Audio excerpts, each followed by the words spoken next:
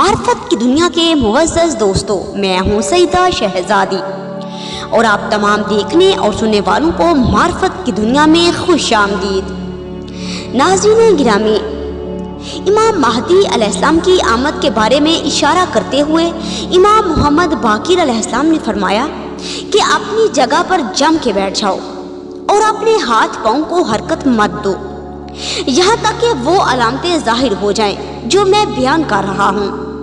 سنو، ایک منادی دمشق سے ندا دے گا اور اس کے دیہاتوں میں سے ایک دیہات دھنس جائے گا اور مسجد دمشق کا ایک حصہ منہدم ہو جائے گا۔ پھر جب تم دیکھو کہ ترک دمشق سے گزر گئے اور جزیرہ میں وارد ہو گئے تو یہ وہ سال ہوگا کہ جس میں سرزمین عرب کے چپا چپا پر اختلاف ہوگا۔ اس وقت اہل شام 3 پرچموں کے نیچے جمع ہوں گے، ایک زرد اور سفید ہوگا اور دوسرا سرخ اور سفید ہوگا اور تیسرا سفیانی کا پرچم ہوگا۔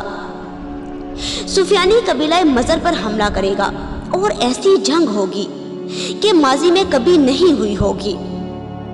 پھر قبیلہ مضر کا ایک شخص دمشق آئے گا اور اس کے ساتھی اس طرح قتل ہوں گے جیسے کوئی قتل نہ ہوا ہوگا۔ سفیانی خروج کرے گا اور چن چن کر شیعان آل محمد کو قتل کرے گا۔ یہ اپنا لشکر مدینہ بھیجے گا اور وہاں پر ہر ایک سید کو قتل کرے گا۔ امام مہدی علیہ السلام مدینہ سے سنت موسیٰ کے مطابق نکل جائیں گے۔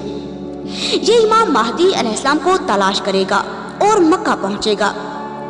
سفیانی کا لشکر مکہ و مدینہ کے درمیان مقام بدا پر پہنچے گا تو دنس جائے گا، تو سارے فوجی ہلاک ہو جائیں گے۔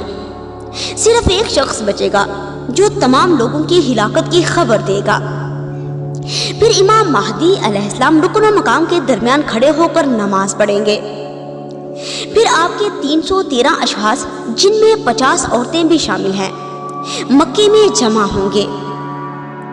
پھر عربوں میں شدید اختلاف ہوگا اور ان کو اچھا نہیں لگے گا کہ نسل رسول زمین پر حکومت کرے۔